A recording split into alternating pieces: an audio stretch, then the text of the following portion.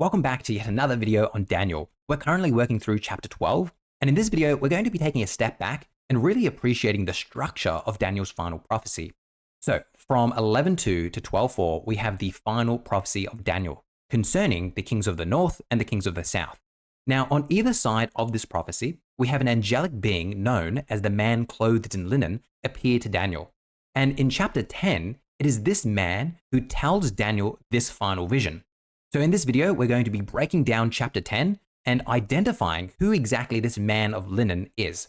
But before we begin, can I just take a moment to thank my patrons who make these videos possible? Remember, the goal of this channel is to create a library of videos that objectively analyze the Bible. If that's something you consider important, can I please encourage you to become a patron today? If you do so, you'll receive access to all my full videos. All right, back to the content now. Let's begin by really appreciating the overall structure of the book of Daniel as a whole. It is neatly divided into two parts, the court tales and the prophetic visions. The prophetic visions contain four prophecies all about the same event, and that event is Antiochus IV and his desecration of the temple.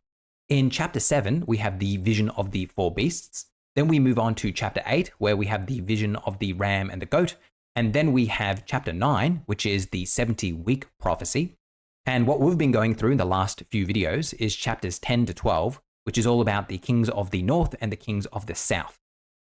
Now, who exactly tells Daniel all of these prophecies? Where's he getting this information from? Well, in chapter 9, we're told that the angel Gabriel appears to Daniel to provide him this vision. And we're told the same about chapter 8. It's the angel Gabriel who appears to Daniel to give him this vision. But in chapters 10 to 12, we're not told that the angel Gabriel appears to Daniel. Rather, it's some angelic figure known as the man clothed in linen who gives Daniel this prophecy. So who exactly is this man clothed in linen? Well, since this man in linen serves exactly the same function as the angel Gabriel in the previous chapters, it's most likely that this man clothed in linen is just the angel Gabriel. So to put it simply, in chapter 10, the angel Gabriel is simply known as the man clothed in linen. It just seems to be another name for him. So this man clothed in linen, the angel Gabriel, appears to Daniel and gives him the final prophecy of the book. As Newsom writes in her commentary, the figure that Daniel sees is never named. He is, however, almost certainly to be identified with Gabriel since he performs the same messenger function as in 9:21 to 22, where the angel is explicitly identified. There, Daniel recognizes him as the angel he had previously seen in the vision in chapter 8, who interpreted the meaning of the vision for him, end quote. So as you can see here, the man in linen is none other than the angel Gabriel. It's just a different name for him. All right, let's now dive into the text itself. In chapter 10, we read the following. In the third year of King Cyrus of Persia, a word was revealed to Daniel, who was named Belshazzar. The word was true, and it concerned a great conflict. He understood the word, having received understanding in the vision. At that time, I, Daniel, had been mourning for 3 weeks. I had eaten no rich food, no meat or wine had entered my mouth, and I had not anointed myself at all for the full 3 weeks. On the 24th day of the first month, I was standing on the bank of the great river that is the Tigris, end quote. Okay, we do seem to have a potential contradiction on our hands here, as we're told that Daniel is in the third year of King Cyrus of Persia, and it's during this time that he's standing on the bank of the great river that is the Tigris. All right, you're probably asking yourself, why is this a problem? Well, let's bring up a map for ourselves. So here's the river Tigris, Daniel is standing beside it. And the reason why Daniel is there is because the Babylonians took Daniel and all the other Jewish exiles from Israel to Babylon. That's why he's there. But then the Persians defeat the Babylonians and allow the Jews to return to Israel. And the first king of the Persians is Cyrus. In chapter 1 of Daniel, we read the following. Daniel, Hananiah, Mishael, and Azariah were stationed in the king's court.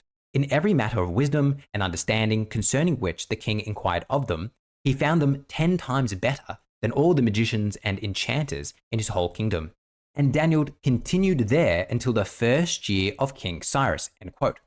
So we're told here very clearly that Daniel stayed in Babylon until the first year of Cyrus's reign and then went back to Israel. So hopefully you can see what the issue is here. Why is it that in Daniel chapter 10, we're told that in the third year of King Cyrus of Persia, we're still standing by the Tigris River, we're still in Babylon? Why are we still in Babylon? If we're in the third year, we should be back in Israel by now, because in chapter 1, we were told that in the first year of King Cyrus, we left. As Xiao writes in his commentary, this literary unit begins with a chronological notice, the third year of the reign of King Cyrus of Persia, that is 536 BCE.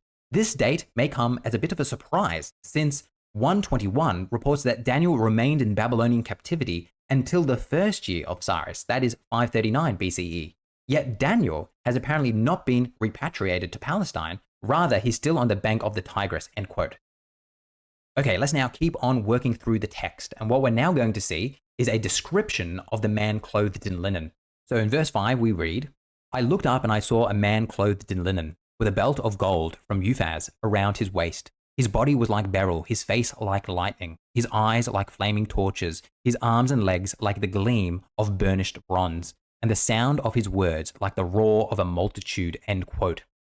So here in chapter 10, we have a description of the man in linen. And what I'm going to be showing you is that there are lots of parallels between his description and the description we find of God's chariot in Ezekiel chapter 1, when Ezekiel sees a vision of God.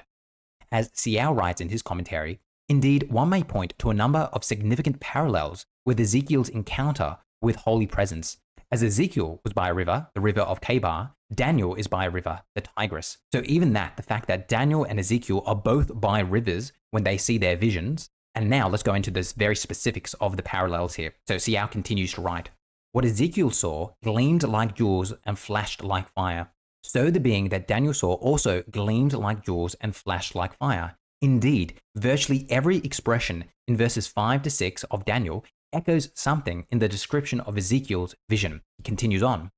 "Special girding at the waist, gleam like beryl, face being like lightning, bright shining torches, limbs like burnished bronze, and the sound of a multitude." As you can see, there are so many parallels to what we read in Ezekiel to what we read in Daniel, which is really quite interesting.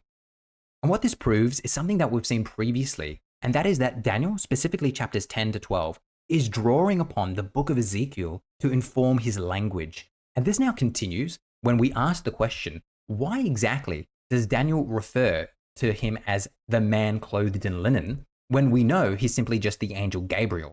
So to put it succinctly, why does Daniel call Gabriel a man clothed in linen? And the answer to that question will be that he wants to draw parallels with Ezekiel, because there's only one other place in the Old Testament where we encounter this phrase, a man clothed in linen, and it's none other than the book of Ezekiel. Xiao writes, "A man clothed in linen, a description that echoes Ezekiel's vision of a mysterious holy assistant to God." So in the book of Ezekiel, in chapter 9, we have this story of God commissioning this man clothed in linen to go through Jerusalem to mark all of those who are repentant for their sin. So all of the faithful people in Jerusalem are marked with something on their head, and this indicates that they should not be killed when destruction falls upon Jerusalem. So in Ezekiel 9, we read the following: "The Lord called to the man clothed in linen, who had a writing case at his side, and he said to him, 'Go through the city, through Jerusalem, and put a mark on the foreheads of all those who sigh and groan over all the abominations that are committed in it,'" end quote. Can I draw your attention to the fact that this man of linen in Ezekiel goes around with a writing case at his side? I think this is really important, as one author notes when writing about this and comparing it to the book of Daniel, quote, "God commands a man clothed in linen with a writing case at his side to go through Jerusalem and put a mark on the foreheads of everyone who mourned for the evil that had been done within it. All those who did not bear the mark were to be killed." Similarly, the man whom Daniel sees is associated with books and writings, for he has been sent to tell the sage what is inscribed in the book of truth, end quote. So even the fact that we're going around marking all the people's heads who groan over the terrible things that they see in Jerusalem kind of harkens back to what we know about what was happening in the book of Daniel at this time, because we know that Antiochus was in the temple doing just egregious things. So it makes sense that Daniel would use the same language that is found in Ezekiel, because in Ezekiel's time, there was likewise abominations that were occurring in Jerusalem, and that's why the Babylonians came and destroyed it.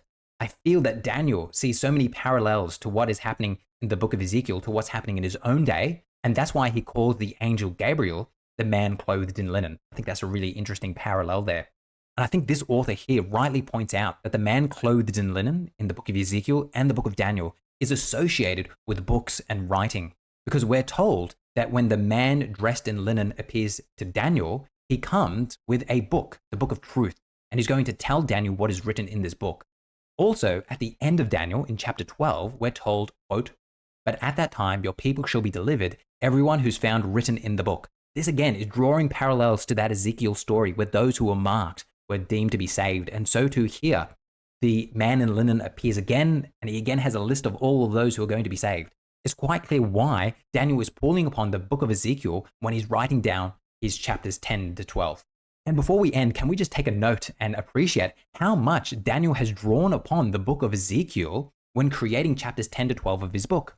Not only do we have the man of linen, which is found in Ezekiel 9, not only do we have the description of the man of linen, which is very reminiscent of what we read in Ezekiel chapter 1, we also have the fact that Daniel presents Antiochus IV as Gog of Magog, as seen in Ezekiel 39. And then finally, in Ezekiel 37, we have a resurrection of the dead, just as we do in Daniel chapter 12. So I think it's quite clear that Daniel is drawing upon Ezekiel when he's specifically constructing his chapters 10 to 12. All right, everyone, that's where we're going to call it. Can I again thank all my patrons? I really do mean it when I thank you. You make these videos possible. Can you hit the like button, leave me some comments, and hit subscribe? I'll see you in the next one.